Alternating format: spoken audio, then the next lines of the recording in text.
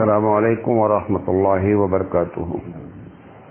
अल्हम्दुलिल्लाहि रब्बिल आलमीन वल आक़िबतु लिल मुत्तक़ीन वस्सलातु वस्सलामु अला रसूलिहिल करीम। मोहतरम हज़रात, हम आज आपसे जो बात करना चाह रहे हैं वो ये है कि कुर्बानी में लोगों को गलत फहमियाँ क्या हैं और क्या गलत रस्में हमारे समाज में हैं, इस पर हम बात करेंगे। अल्लाह ताला से हम दुआ करते हैं कि अल्लाह ताला हमें सही बात कहने की और आपको सही बात समझने की तौफीक अता फरमाए। इसमें हम दो बातें बयान करेंगे, गौर से सुनिएगा तो ये बात हम आपको समझा पाएंगे। ये जो रस्में होती हैं, हम जो रस्म और रवाज करते हैं, तो ये रस्म और रवाज जो है वो गुनाह कब होते हैं, ये एक बहुत ही टिपिकल टॉपिक है, बहुत ही मुश्किल मजमून है कि ये कैसे आदमी अंदाजा करे कि मैं जो रस्म कर रहा हूँ, शादी ब्याह कुर्बानी अकीका दुनिया भर की, कब ये गुनाह हो जाता है। मैं आपको एक एक बात बताना चाहता हूँ, आप गौर से सुनेंगे और आप इसको अपनी जिंदगी में खुद जांचें। ये गोया कि एक कसौटी है, क्राइटेरिया इसका है, अगर वो पकड़ेंगे आप तो बात समझ में आ जाएगी। क्योंकि ये एक ऐसी चीज है ना कि हुबली वाले कुछ करते होंगे तो लखनऊ वाले कुछ करते होंगे, लंदन वाले कुछ करते होंगे तो अमेरिका वाले कुछ करते होंगे। अब इसमें पब्लिक बहुत परेशान होती है जब अमेरिका वाला लंदन चला जाता है, लंदन वाला भारत आ जाता है कि ये यहाँ क्या हो रहा है। रसूल एक है, कुरान एक है, अल्लाह एक है, ये ऐसा क्यों प्रॉब्लम है। तो ये जानना आपको बहुत जरूरी है। देखें, कभी कभी जो रस्में हैं वो बतौर इबादत की जाती है। अगर इबादत की जाती है तो लाजिम है कि वो उसकी दलील मौजूद होना चाहिए। अगर रस्म बतौर इबादत की गई या बतौर सवाब की गई और शरीयत से वो साबित नहीं है तो देखने वो रस्म कितनी भी अच्छी लगे, या तो वो शिर्क होगी या वो बिदअत होगी। मिसाल के तौर पर एक आदमी ये तय करता है कि मैं हर जुमेरात को कब्रिस्तान जाऊंगा, हर जुमेरात को कब्रिस्तान जाऊंगा। अगर जुमेरात को कब्रिस्तान जाना कुरान हदीस से साबित है तब तो ये आपकी रस्म सुन्नत हो जाएगी, और अगर ये साबित नहीं है तो हर हाल में आप गुनहगार हैं, भले चाहे जितना अच्छा काम हो। ये पहली शर्त होती है। क्यों? क्योंकि ये काम जो किया जा रहा है वो बतौर इबादत के और बतौर सवाब के किया जा रहा है। इबादत और सवाब इंसानी जिंदगी में किसी को पावर ही नहीं दिया है अल्लाह ताला ने कि वो अपनी तरफ से ये बता दे कि इस काम में सवाब है। सवाब बताते कौन है? रसूल अकरम सल्लल्लाहु अलैहि वसल्लम। अमल करके दिखलाते कौन है? सहाबे किराम। लिहाजा ये पहली चीज आप अपनी जिंदगी में तय करें कि जो चीज हम बतौर सवाब के कर रहे हैं ये कुरान हदीस से साबित है या इस वजह से कर रहे हैं कि ये काम देखने में अच्छा है। जैसे ही आपको जवाब में ये बात आवे कि ये काम देखने में अच्छा है, घर के कुरान हदीस नहीं है, समझ जाइए आप गलती पर हैं। किसी मुफ्ती से फतवा लेने की जरूरत नहीं है। नंबर एक, कभी कभी आदमी रस्म करता है बतौर अकीदे के, फेथ होता है। मिसाल के तौर पर शादी में कुछ लोग दाहिने हाथ पर एक सिक्का बांधे रहते हैं, देखा है? सिक्का बांधे रहते हैं, ये अकीदा है। क्या है ये? इसका नाम है इमाम जामिन। क्या नाम है? इमाम जामिन। आप उसका नाम जानते हो ना जानते हो? हाँ, इसका नाम ओरिजिनल ये है, इमाम जामिन। ये इमाम जामिन हजरत हुसैन रजी अल्लाह तआला अन्हु के खानदान के एक बहुत बुजुर्ग आदमी हैं।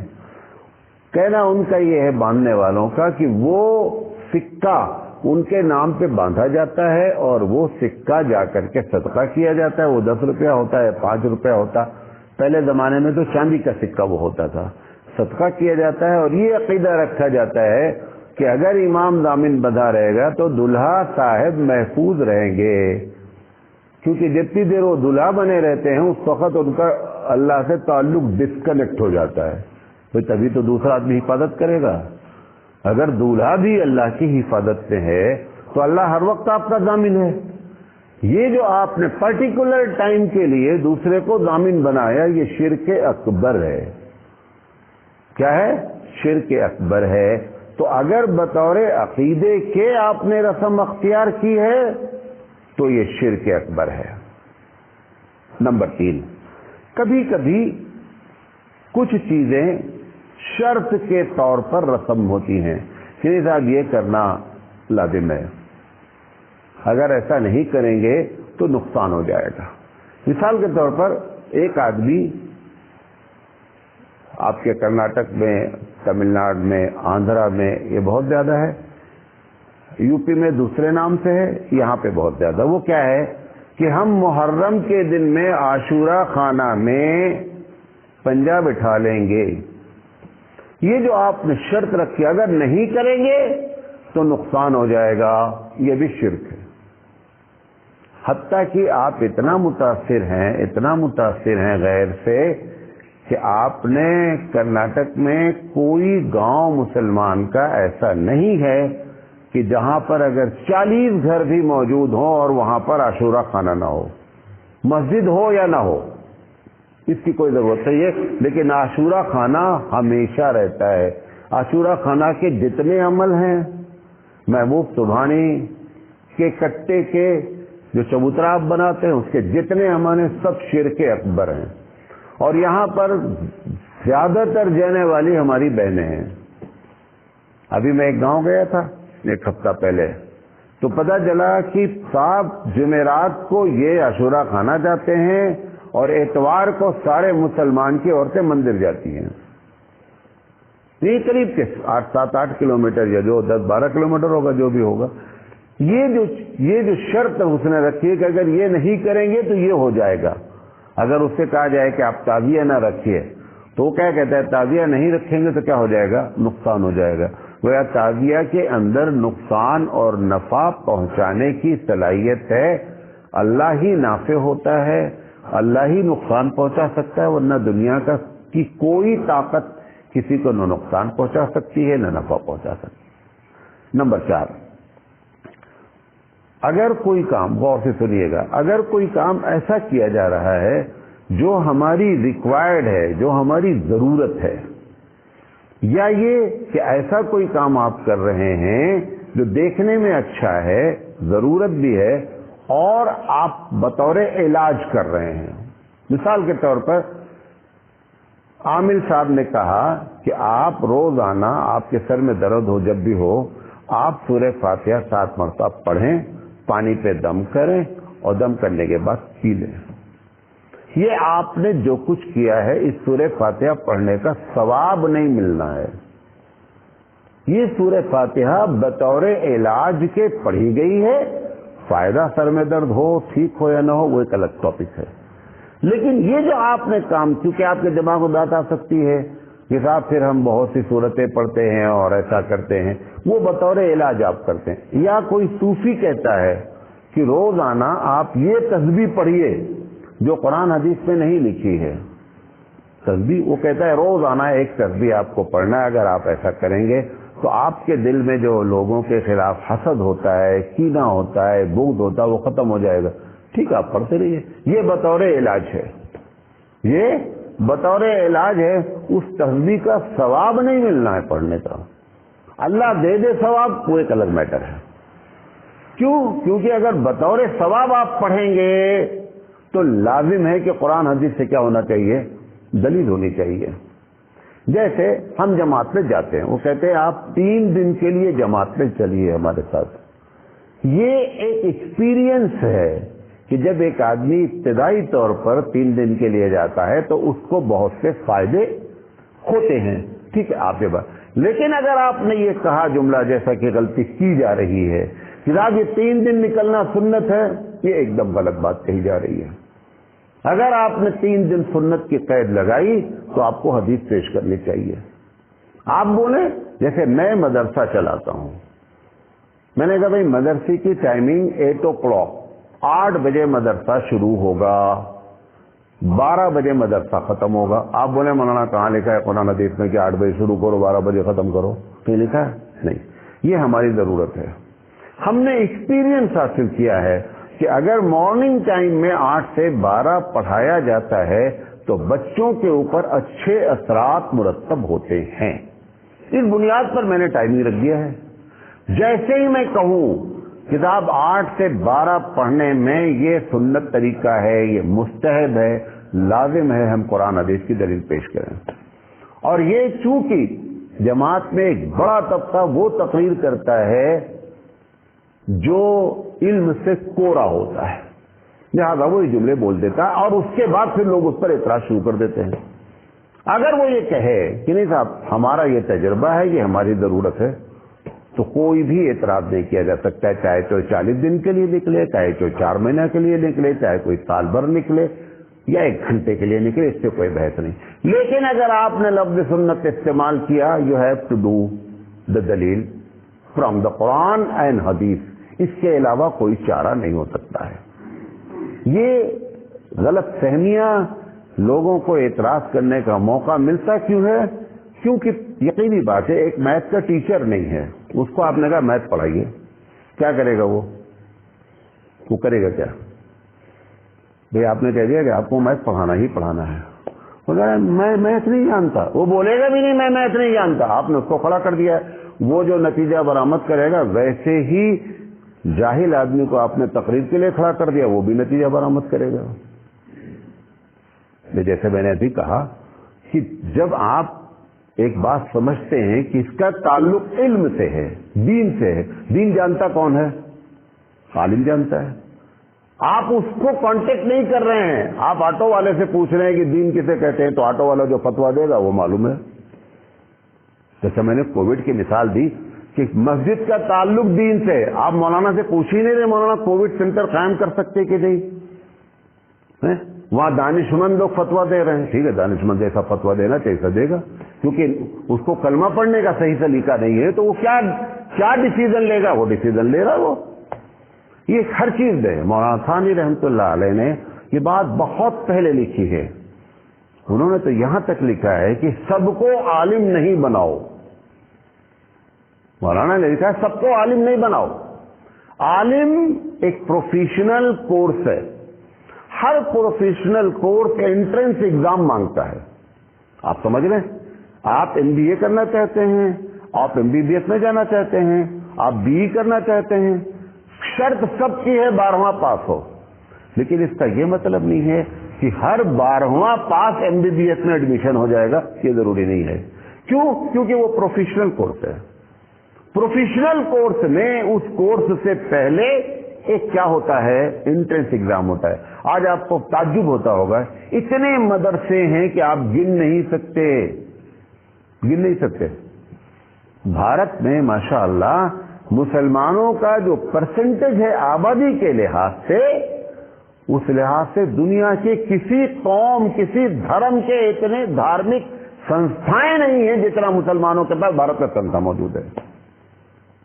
ہندو یہاں 70 کروڑ ہیں، آپ پورے ہبلی میں 5 ہندوؤں کی دھارمک سنستھا نہیں بتا سکتے جہاں پر ان کا دھرم پڑھایا جاتا ہو۔ 70 کروڑ، 60% تو کم سے کم ہبلی میں ہندو رہتے ہیں۔ آپ کے کم سے کم میں 10 مدرسے بتا سکتا ہوں جو ہبلی میں چلتا ہے، جس کی آبادی 18 سے 22 کروڑ ہے، اس کے 10 دھارمک سنستھائیں موجود ہیں۔ جس کی آبادی 60 کروڑ ہے، اس کی 5 دھارمک سنستھائیں بھی ہبلی میں موجود نہیں ہے۔ ہم یہ نہیں کہہ رہے ہیں ان کو اپنے دھرم کی ضرورت ہی نہیں ہے، جتنا جانتے ہیں اتنا ان کے لیے کافی ہے، آپ کو بڑی ضرورت ہے۔ لیکن ہوا کیا ہے، ایسے لوگوں کو آپ نے عالم بنانا شروع کر دیا ہے کہ جو پروفیشنل کورس کے حامل ہی نہیں ہیں، زیادہ نتیجہ برآمد ہو رہا ہے۔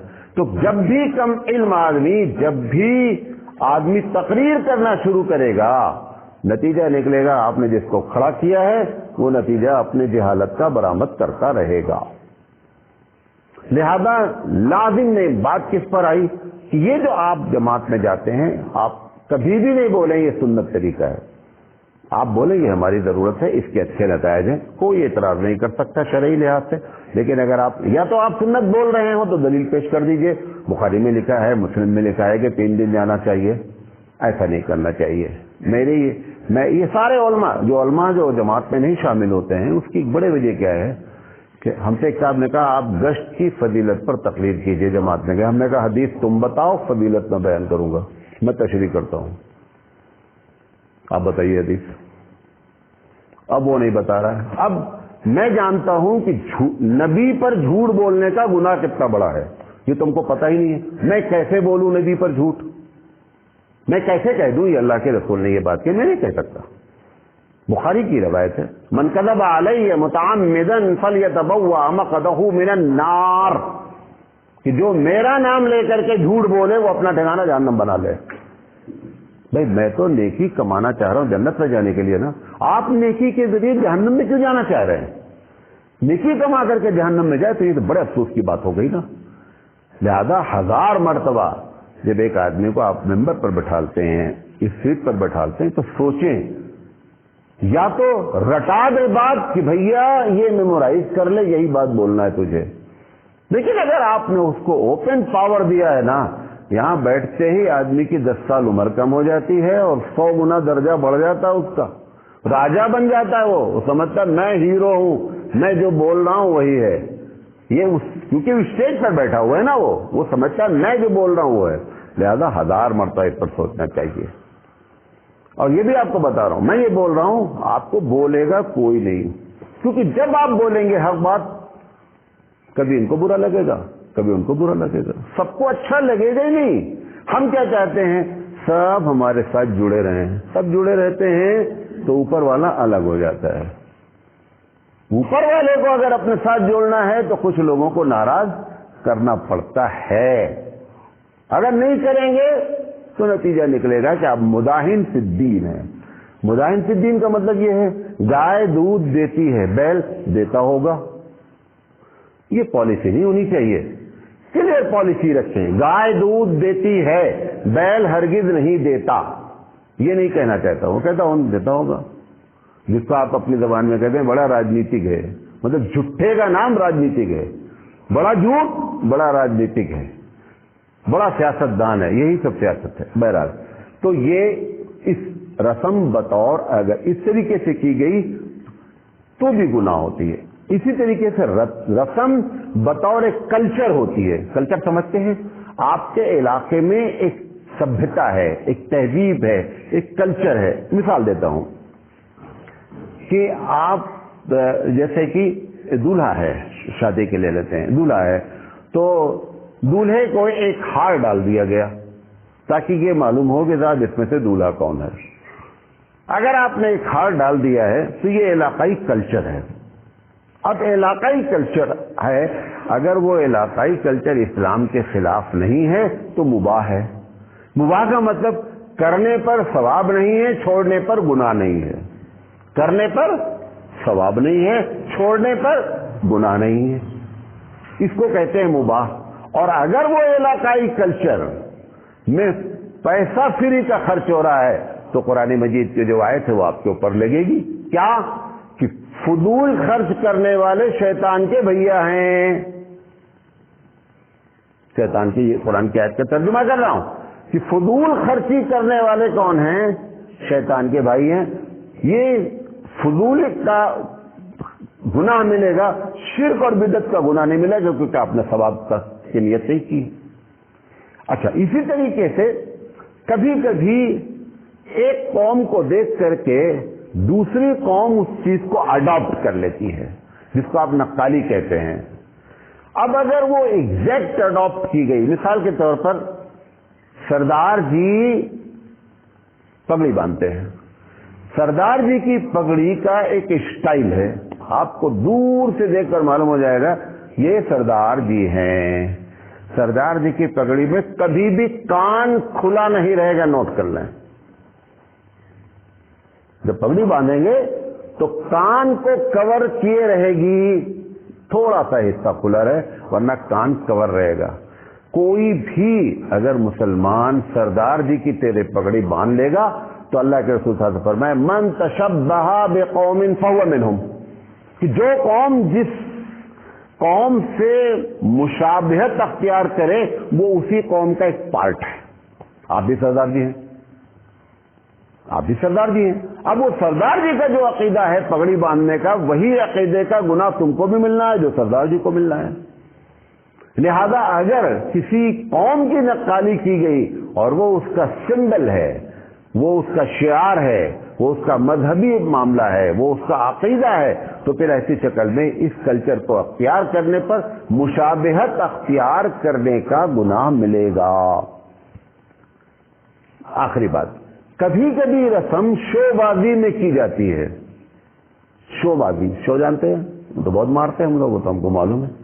شو کرنا ہے، شو آف جسے آپ کہتے ہیں، پبلک میں پبلسٹی ہونی چاہیے، لوگ بولے مولانا صاحب کیا کیا شادی کی ہے، ماشاءاللہ کیا کیا شادی کی ہے۔ ایک مرتبہ ایک کوئی آدمی سنت کے مطابق کر دے تو ایک آدمی نہیں بولتا کہ مولانا صاحب نے سنت کے مطابق شادی کی ہے۔ مولانا صاحب جب بڑا ہال بک کرتے ہیں تو بس کیا کیا کیا شادی ہے۔ یہ جو شو مارنے کی بات کی گئی ہے، شو کے رزلٹ نکلتا ہے ریاکاری۔ شو کا مطلب کیا ہوتا ہے؟ ریاکاری۔ اور حضور نے فرمایا من صلی یرائی فقد اشرکا، جس نے نماز پڑھی شو بازی کے لیے اس نے شرک کیا۔ پبلک کو اٹریکٹ کرنے کے لیے، پبلک کو اٹریکٹ کرنے کے لیے کوئی بھی کام کیا جاتا ہے تو اس کے اندر گناہ ہوتا ہے۔ ایک آدمی عطر لگائے، شادی میں جا رہا ہے، اگر ذرہ برابر اس کے دماغ میں بات آئی کہ یہاں عورتیں بھی آتی ہیں اس لیے عطر لگا رہا ہے، گناہ کبیرہ ہے، گناہ کبیرہ ہے۔ کیوں؟ کیونکہ آپ اٹریکٹ کرنا چاہتے ہیں۔ ایک عورت برقع پہنے ہی ڈیزائن والا کہ ہمارا برقع دیکھنے میں اچھا لگے، یہ جو اس نے پردہ کیا، اس سے بڑی بے پردہ کوئی نہیں اس محفل میں، سب سے بڑی بے پردہ یہی ہے جو برقع پہن کر گئی ہے۔ یہ شو بازی ہے، یہ شو بازی جو ہوتی ہے یہ غلط ہوتی ہے۔ لہذا رسمیں کا یہ معاملہ ہے، اس کو جب آپ سمجھیں گے تب آپ کو سمجھ آئے گا۔ اب قربانی میں جو رسمیں ہو رہی ہیں وہ آپ کو ایک ایک کر کے جلدی جلدی بتا دیتے ہیں، آپ سنتے جائیں کیونکہ کل قربانی ہے۔ کچھ لوگ سمجھتے ہیں کہ عقیقہ جس کا نہیں ہوا ہے وہ قربانی نہیں کر سکتا، ایک دم غلط بات ہے۔ اس کا الٹا بھی بعض لوگ سمجھتے ہیں کہ قربانی جس کی ہو رہی ہے عقیقہ ہونا ضروری ہے، عقیقہ جس کا ہو رہا ہے اس کی قربانی ہونا ضروری ہے۔ دونوں بات غلط ہے۔ غلط بات خوب مشہور ہوتی ہے، صحیح بات مشہور نہیں ہوتی۔ اس کی وجہ ہے کہ ہر غلط بات کی ایڈورٹائز کا جو کانٹریکٹ ہے وہ اپنے پارٹنر شیطان کے پاس ہے، وہ اس کو کیا کرتا ہے؟ ایڈورٹائز کرتا ہے، لہذا وہ خوب مشہور ہوتی ہیں۔ اسی طریقے سے کہتے ہیں کہ گھر کا بڑا اگر قربانی کر دے تو پورے خاندان والوں کی طرف سے قربانی کی ضرورت ہے، یہ بھی ایک دم غلط ہے۔ آپ کے گھر میں آپ نماز پڑھنے آئے ہیں، بیٹا نماز پڑھا کہ نہیں پڑھا؟ بیٹا کہاں پڑھتا ہے؟ یہ بھی ایک بڑا مسئلہ ہے۔ سب کو ہم تبلیغ کر رہے ہیں، ہمارے گھر میں نمازی نہیں، بے نمازی بیٹھے ہوئے ہیں، گھوم گھوم کے تبلیغ، افریقہ کے جنگل تک تبلیغ کرنے جا رہے ہیں۔ گھر میں بیٹے مسجد میں آنے کے لیے تیار نہیں، پہلے ان کو لے آؤ یار مسجد میں، ان کو لانے کے لیے تیار نہیں ہے۔ جو چیز فرض ہوتی ہے انڈیویجول ہوتی ہے۔ تمہارے ایک کے کر لینے سے پورے گھر کے اوپر سے نماز فرض فجر کی ختم ہو گئی؟ نہیں ختم ہوگی، ایک ایک فرد پر لازم ہے کہ نماز پڑھی جائے۔ قربانی جس پر فرض ہے لازم ہے کہ وہ قربانی کرے، نہیں ہمارے گھر کے بڑے کر دیے لہذا سب لوگ حضور کی طرف سے قربانی ختم ہو گئی، ایک دم غلط بات ہے۔ اللہ کے رسول صلی اللہ علیہ وسلم نے پوری امت کی طرف سے قربانی کی۔ کس کی طرف سے؟ پوری امت کی طرف سے۔ اس سال امت نے قربانی بند کر دی کہ ہمارے نبی نے، بھائی نبی نے جس کے لیے قربانی کر دی، اب کہیں کو تو قربانی کرتا بھائی نبی تو کر دی تمہارے نام، اب تمہیں کیا کر رہے ہیں؟ ان سے زیادہ ثواب لیتے کیا؟ نہیں، آپ نے ثواب پہنچانے کے لیے پوری امت کو، آپ کو درد تھا، آپ نے پہنچا دیا ثواب، لیکن کیا قربانی کسی کے اوپر سے ختم ہوئی؟ کسی کے اوپر سے نہیں، سب نے قربانی کی۔ حضور صلی اللہ علیہ وسلم نے خود، ایک حدیث ہے، صحیح حدیث ہے کہ حضور صلی اللہ علیہ وسلم نے ایک قربانی اپنی طرف سے کی اور ایک اپنے گھر والوں کی طرف سے کی، ٹھیک ہے؟ اچھا گھر والوں کی طرف سے کیوں کی؟ گھر والے میں حضور شامل ہے کہ نہیں؟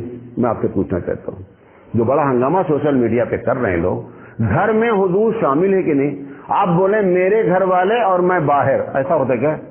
ابے گھر میں آپ نمبر 1 پہ ہیں بھیا، بقیہ لوگ آپ کے پیچھے ہیں، ہے کہ صحیح بات کی نہیں؟ اللہ کے رسول صلی اللہ علیہ وسلم اگر گھر والوں کی طرف سے قربانی کرنے سے سب کی طرف سے، تو اپنے کو الگ سے کرنے کی کیا ضرورت تھی اور سب گھر والوں کی طرف سے کرنے کی کیا ضرورت تھی؟ گھر والوں پر کسی پر واجب ہی نہیں تھی قربانی، آپ بھی کر سکتے ہیں۔ اپنے اوپر واجب تھی، وہ آپ نے الگ سے کر دیا، تو 2 قربانی کرنے کی کیا ضرورت تھی؟ ایک قربانی کر دینا چاہیے تھا، اپنے آپ گھر میں شامل ہو جاتے آپ۔ یہ غلط فہمی ہے۔ جو چیز واجب ہوگی، جو چیز فرض ہوگی، وہ امی نے نماز پڑھ لیا ہے لہذا بیٹیا تم کیوں نہیں پڑھی؟ نہیں امی ہمارے ہاں روزانہ فجر کی نماز پڑھتی ہیں، ہمیں پڑھے نہیں پڑھے چلتا ہے۔ چلتا کیا؟ کبھی نہیں چلتا، کبھی نہیں چلتا۔ اللہ کے تیسری غلط فہمی کرناٹک میں بہت زیادہ ہے۔ اگر خسی ہے جانور، خسی جانتے ہیں کہ جس کے جو ہے بیضا نکال دیے جاتے ہیں، انڈے جس کے نکال دیے جاتے ہیں، وہ بیل کے بھی کیے جاتے ہیں، بکرے کے بھی کیے جاتے ہیں، سب کے کیے جاتے ہیں، وہ سمجھتے ہیں کہ خسی کی قربانی نہیں ہو سکتی۔ حضرت ثانی رحمۃ اللہ علیہ نے فرمایا کہ خسی کی قربانی مستحب ہے اور افضل ہے، اسی لیے یہاں خسی جانور جو بقرعید میں سستا مل جاتا ہے، کیونکہ اسے لوگوں کو کیا معلوم ہے خسی کی قربانی ہو نہیں سکتی۔ یہ آیا مسئلہ کہاں سے، یہ بات کو بتا دیتے ہیں۔ یہ آپ اور ہم اس دیش میں، بھارت میں خاص کر، بہت سی چیزوں میں شیعہ سے متاثر ہیں، اور شیعہ سے اتنا متاثر ہیں کہ ہمارے فرشتوں کو بھی خبر نہیں ہے کہ یہ مسلک شیعہ کا ہے۔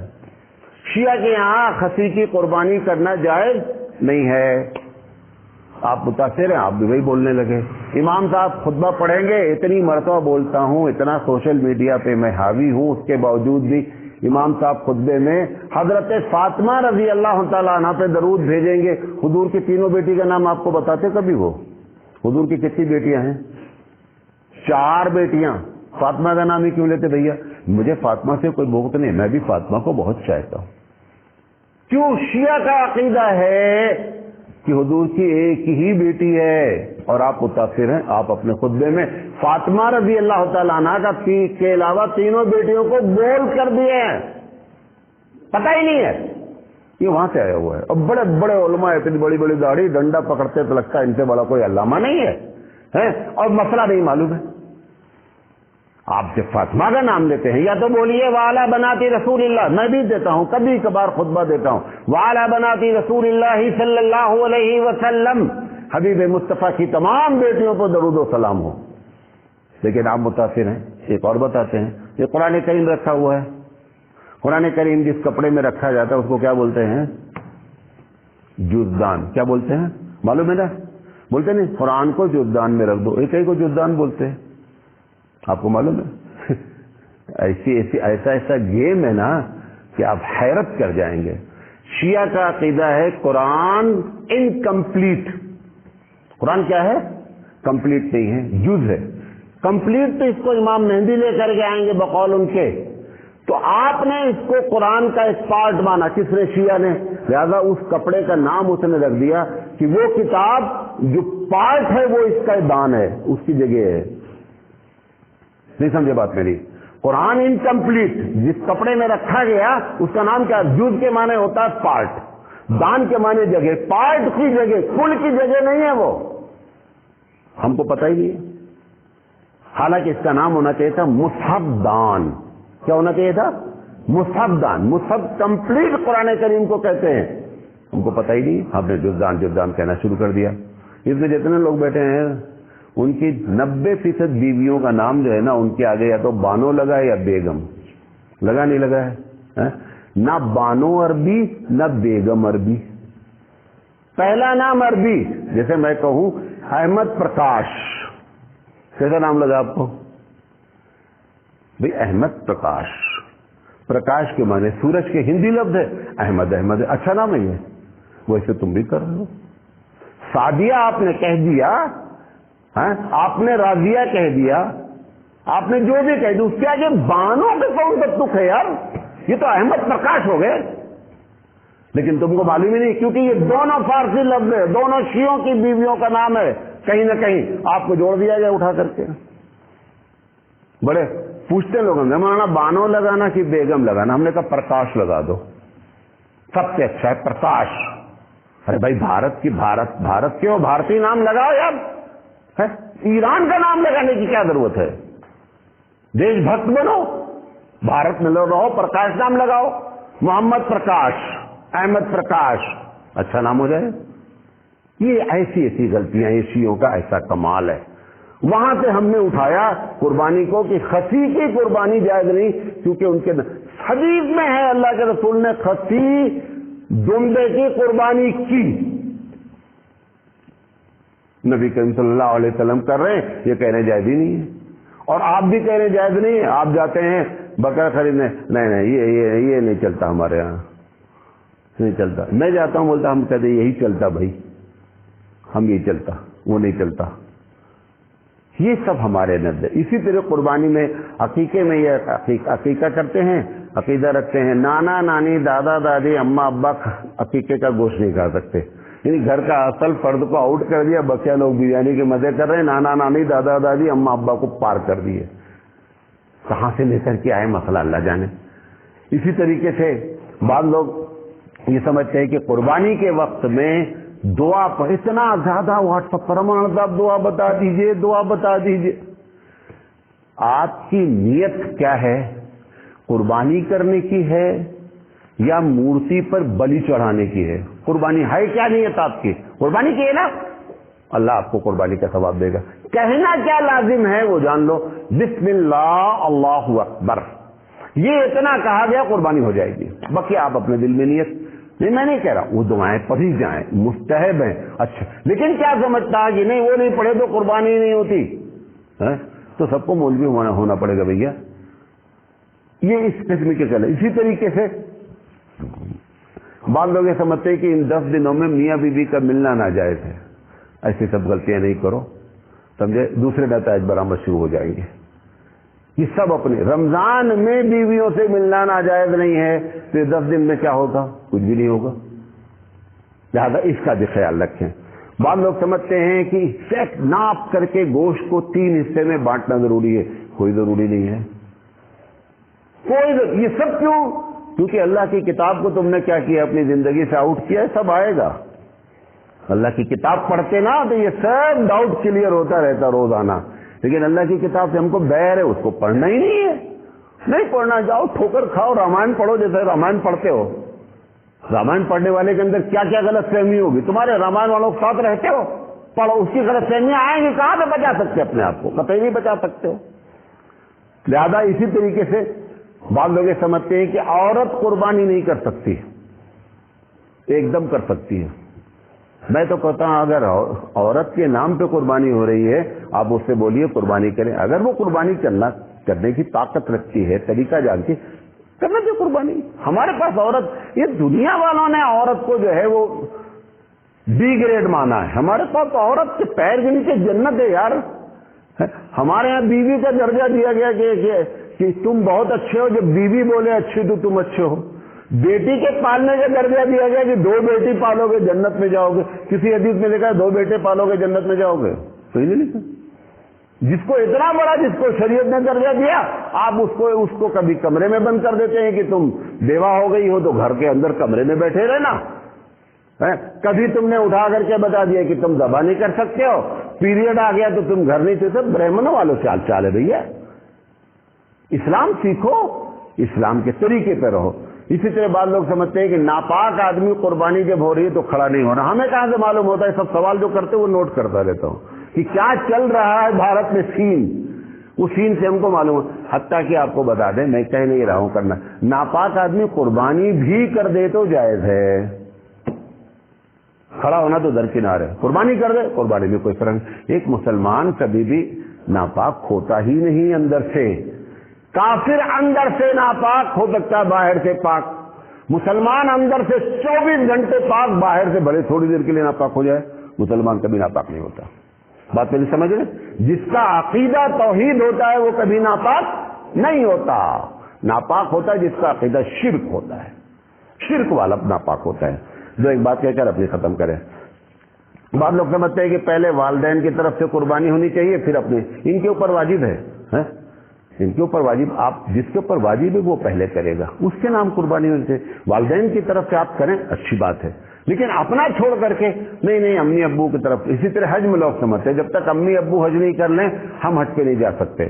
تمہارے اوپر الگ سے فرض ہوتی ہے، ان کے اوپر الگ سے فرض ہوتی ہے۔ اسی طریقے سے جانور کو لے کر گھماتے ہیں، نمائش کرتے ہیں، سب ٹوٹل غلط ہے۔ بعض لوگوں کو تو میں نے یہاں تک دیکھا کہ جب ذبح کرنے جاتے ہیں نا تو غسل دیتے ہیں اور وضو کراتے ہیں۔ ہم نے کہا کلی کیسے کراتے یار؟ کہا وہ مردوں کو جیسے کراتے نا، کف اس میں کاٹن میں لے کر کے اس کے منہ میں رگڑتے ہیں پانی کو۔ یہ حرکتیں ہیں۔ اسی طریقے سے بعض لوگ یہ بھی کرتے ہیں، آپ کیا معلوم نہیں مجھے نہیں ہے، کہ جس جانور کی قربانی جن کی ہوتی ہے ان کو چھلاتے ہیں، چھو لو، وہ چھو لیتے ہیں تب جا کر کے قبول ہوتی ہے، کیونکہ یہ اللہ سے بڑے ہیں، جب چھو لیں گے تب قبول ہو جائے گی۔ اللہ کہاں قبول کرتا ہے؟ یہ ان سے بڑے آدمی ہیں، ان کے چھونے سے اتنے بابرکت ہیں، سمجھے، استنجا کر کے پانی نہیں لیتے، یہ چھو لیں گے تو قربانی کیا ہو جائے گی؟ ان کی قبول ہو جائے گی۔ یہ سب ہماری جو ہے وہ بعض لوگ قبر کے پاس، بعض گاؤں میں ایسے بھی ہیں، ایک قبر ہے حضرت کی، ساری قربانی کہاں ہوتی ہے؟ قبر پہ، ایک بھی قربانی نہیں ہوتی، ساری کی ساری ناجائز ہے۔ کوئی بھی جانور، کوئی بھی کھانا، کوئی بھی کپڑا اگر آپ نے کسی کی طرف بطور ثواب کے منسوب کر دیا، وما اہل بہ لغیر اللہ، جو اللہ کے علاوہ کسی طریقے سے منسوب ہو گیا، سب شرک اکبر۔ یہ جو آپ لنگر کرتے نہیں، قبر پہ جا کے کھانا کھلائیں گے، اور جب فقیر محلے میں اگر ہے تو وہ جب تک قبر پہ نہیں جائے گا اس کا پیٹ نہیں بھرتا کیا؟ حضرت پیٹ بھراتے کیا؟ شرک ہے۔ اس طریقے سے طواف کراتے ہیں، قبروں کا طواف کراتے ہیں، اور قربانی کے وقت میں درود پڑھتے ہیں۔ بہرحال یہ سب لوگوں کی غلط فہمیاں ہیں۔ ٹائم آج زیادہ ہو گیا، اللہ تعالیٰ جو ہے وہ سنت پر عمل کرنے کی توفیق عطا فرمائے۔ آخر دعوانا ان الحمدللہ رب العالمین۔ سبحان اللہ و بحمدہ، سبحانک اللہم و بحمدک، اشہد ان لا الہ